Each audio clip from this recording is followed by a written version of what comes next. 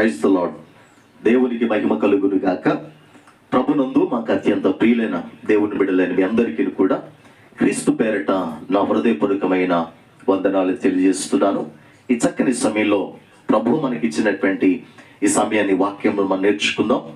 ఈరోజు నేను చెప్పదలుచుకున్నటువంటి అంశం, నువ్వు ఏ సంబంధివి, నువ్వు ఏ సంబంధివి. కనుక మూడు రకాలైనటువంటి వ్యక్తులను ఈ సమయంలో మీ ముందుంచడానికి నేను ఇష్టపడుతున్నాను.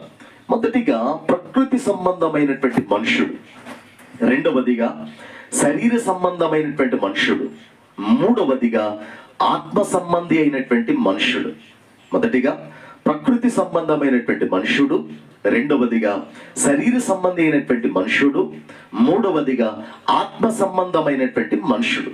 కనుక ప్రకృతి సంబంధమైనటువంటి మనుషుడిలో ఎటువంటి లక్షణాలు కలిగి ఉంటాడు, శరీర సంబంధమైనటువంటి మనుషుడిలో ఎటువంటి లక్షణాలు మనకు కనిపిస్తాయి, ఆత్మ సంబంధమైనటువంటి వ్యక్తిలో ఎటువంటి విషయాలు కనిపిస్తాయో ఎలా వారిని గుర్తించగలుగుతాం, ఏ విధంగా వాళ్ళని మనం గ్రహించగలుగుతాం, ఎలా అని మనం ఆలోచన చేస్తే బైబిల్ గ్రంథం చాలా చక్కగా మనకి వివరిస్తూ ఉంది. క్లుప్తమైనటువంటి సందేశాన్ని మనం ఈజీగా చక్కగా అర్థం చేసుకొని ప్రభుకి సమీపస్తులుగా, ప్రభుకి దగ్గరగా ఉంటూ ఆయనతో అంటకట్టబడి ఆ సత్య మార్గంలో చక్కగా నడవడానికి మనము ప్రయత్నం చేద్దాం. చూడండి, మొదటి కొరింథీయులకు రాసిన పత్రిక 2వ అధ్యాయము 14వ వచనాన్ని చదువుకుందాం.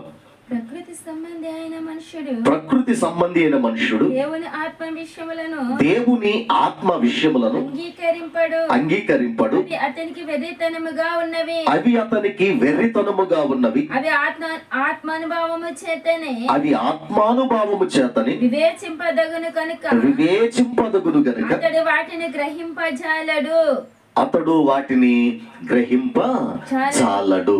కనుక ప్రియ దేవుని బిడ్డలారా, ప్రకృతి సంబంధమైనటువంటి మనుషుడిలో 3 లక్షణాలు మనకు కనిపిస్తా ఉన్నాయి. కనుక మొదటి మాట ఏంటంటే, ఆత్మ సంబంధమైనటువంటి విషయములను ఆయన గ్రహించడు. కనుక గ్రహింపజాలడని వాక్యము సెలవిస్తా ఉంది. రెండోది ఏంటంటే, ఆ మాటలు అతనికి వెర్రితనముగా కనిపిస్తా ఉంటాయి. కనుక అందుకని సిలువను కూర్చున్నటువంటి వార్త నశించిపోతున్న వారికి వెర్రితనముగా ఉన్నాయి, రక్షించబడినటువంటి మనకి శక్తి అయి ఉన్నాయి. కనుక ప్రియ దేవుని బిడ్డలారా, ప్రకృతి సంబంధమైనటువంటి మనుషులు ఈ లక్షణాలు కనిపిస్తాయి. కనుక ఆత్మ ఆవేశముతో పలకబడుతున్నటువంటి ఆ మాటలు గ్రహించడు. రెండవదిగా ఆ మాటలు వెర్రితనముగా ఉంటే, మూడవదిగా వాటిని అంగీకరించడు, వాటిని స్వీకరించడు.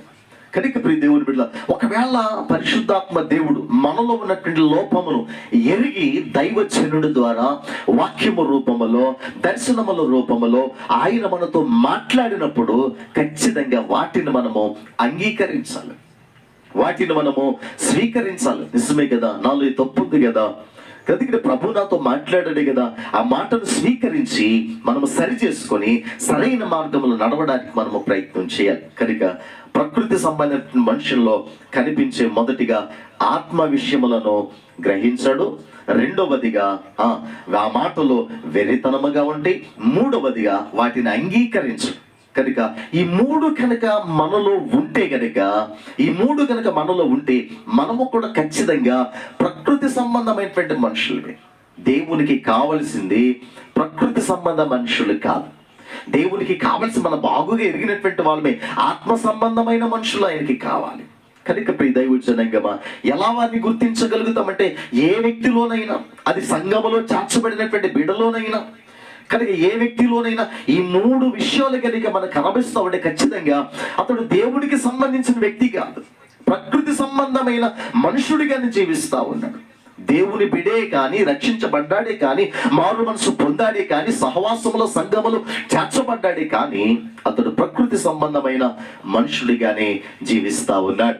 కనుక దేవుని బిడ్డలారా, ఇక రెండో మాట చూద్దాం. చూడండి, రెండవదిగా శరీర సంబంధమైనటువంటి మనుషుడు ఎలా ఉంటాడు? శరీర సంబంధమైన మనుషుడు చూడండి, మొదటి కొరింథీయులకు రాసిన పత్రిక 3వ అధ్యాయము మొదటి వచనం నుండి 3వ వచనం వరకు చదువుకుందాం.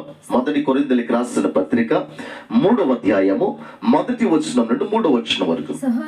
సహోదరులారా, ఆత్మ సంబంధులైన మనుషులతో మాట్లాడినట్లు నేను మీతో మాట్లాడలేకపోతిని. శరీర సంబంధులేని మనుషులే అనియు క్రీస్తునందు పసిబిడ్డలనియు మీతో మాట్లాడవలసి వచ్చెను. అప్పట్లో మీకు బలము చాలకపోయినందున పాలతోనే మిమ్మల్ని పెంచి తిని గాని అన్నముతో మిమ్మల్ని పెంచలేదు. మీరింకను శరీర సంబంధులై ఉండుట వలన ఇప్పుడును మీరు బలహీనులై ఉన్నవారు కారా? మీలో అసూయయు కలహమును ఉండగా మీరు శరీర సంబంధులైన మనుషుల రీతిగా నడుచుకొనువారు కారా? కనుక ప్రియ దేవుని సంగమా, రెండవదిగా శరీర సంబంధమైనటువంటి మనుషులు ఎలా ఉంటాయి అంట? ఇక్కడ 4 విషయాలు మనకు కనిపిస్తా ఉన్నాయి. మొదటిగా, ఆ శరీర సంబంధమైన మనుషులు బలహీనులండి. ప్రతి విషయంలో బలహీన పడిపోతా ఉంటారు. కనుక ఎవరు బలహీన పడతారు? శరీరానుసారంగా నడిచేవారు, శరీర క్రియలు కలిగి శరీరమును వెంబడించేవారు ప్రతి విషయంలో వాళ్ళు బలహీనలు అవుతూ ఉంటారు. కనుక ఇక్కడ రాయబడినటువంటి మాట, నేను ఆత్మ సంబంధమైన మనుషులతో మాట్లాడినట్టుగా నేను మీతో మాట్లాడలేకపోతున్నాను. ఎందుకు తెలుసా? మీరు శరీర సంబంధమైనటువంటి మనుషులే కనుక మీరు బలహీనలైపోతా ఉన్నారు. బలహీనులుగా మీరు నాకు కనిపిస్తా ఉన్నారని అపోస్తున్నటువంటి పౌలు ఇక్కడ మనకి తెలియజేస్తా ఉన్నారు. ఇంకే కనిపిస్తున్నాయి? రెండవదిగా, అసూయయు కలహమును ఏమన్నాయంట వారిలో కలిగి ఉన్నారు. శరీర సంబంధిత మనుషుల్లో ఇవి మనకు కనిపిస్తాయి. మొదటిగా బలహీనులుగా ఉంటారు, అన్ని విషయాల్లో బలహీనులుగా ఉంటారు. రెండవదిగా అసూయయు కలహం. దేవుని బిడ్డలటువంటి మనకి అసూయ ఉండకూడదండి. మనలో కలహాలు పెట్టేటువంటి బిడ్డలుగా మనం ఉండకూడదు. కనుక ఎవరైనా ఇలాంటి వ్యక్తులు మనకు కనిపిస్తే వారు ఖచ్చితంగా శరీర సంబంధమైనటువంటి మనుషులే. కనుక దేవుని సంఘములో ఆయన పిల్లలు అని పిలబడుతున్నటువంటి మనము ఈ విధముగా ఉండకూడదని దేవాతి దేవుడు మనకి సెలవిస్తా ఉన్నాడు. ఎలా ఉండకూడదంట? అసూయయు కలహమును మనలో ఉండకూడదు. ఇంకేంటంటే శరీర కార్యములు బహు స్పష్టంగా ఇక్కడ మనకి తెలియపరుస్తా ఉన్నాయి. చూడండి, గలతీయులకు రాసిన పత్రిక 5వ అధ్యాయము 19వ వచనం చూడండి. గలతీయులకు రాసిన పత్రిక 5వ అధ్యాయము 19వ వచనం.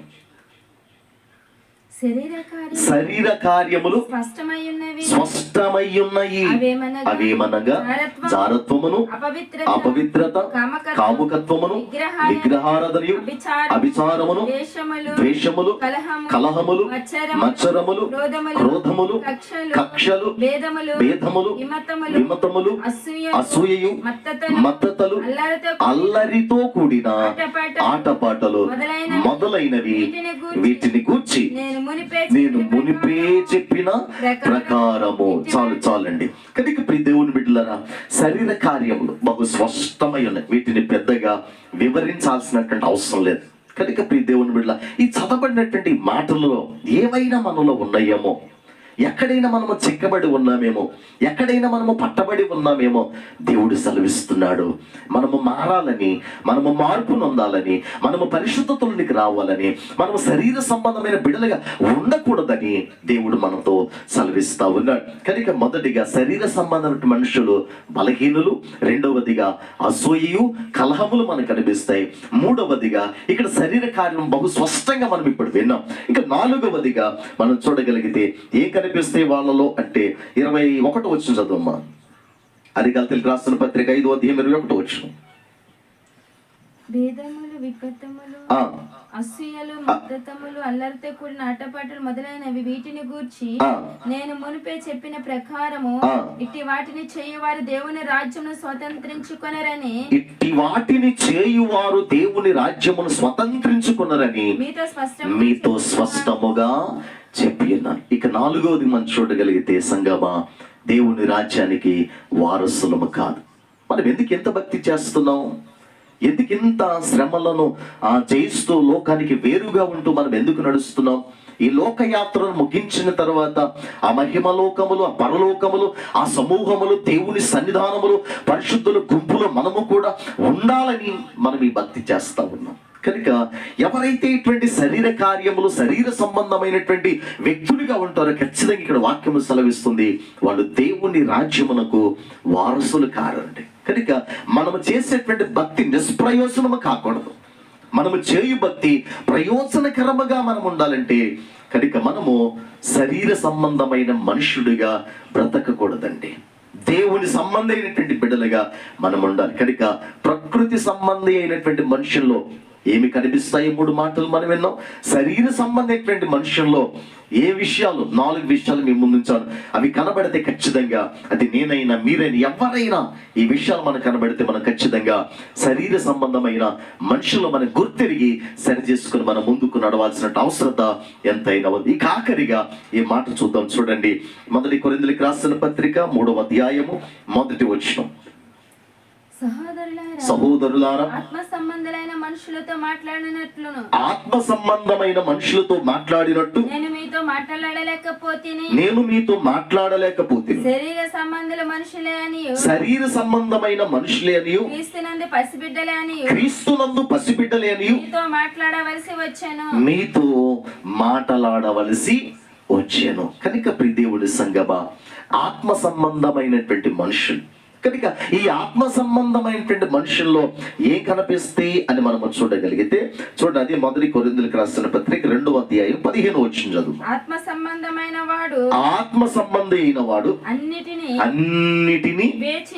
వివేచించును గాని అతడు ఎవని చేతనైనను వివేచింపబడడు. దేవునికి మహిమ కలుగును గాక. ఎంత చక్కని మాట రాయబడిందండి. ఆత్మ సంబంధమైనటువంటి వాడు అన్నిటిని కూడా వివేచిస్తాడు, వివేచన కలిగి ఉంటాడు. చాలా చక్కగా అందుకని వాక్యం సెలవిస్తుంది కదా, పావురము వలె నిష్కపటులను, పాముల వలె వివేకము కలిగి ఉండమని వాక్యము సెలవిస్తుంది. కనుక ఏం చేస్తాడు? ఆత్మ సంబంధమైనటువంటి వాడు వివేచిస్తాడంట. ఆత్మ సంబంధమైనటువంటి వాడు అన్నిటిని కూడా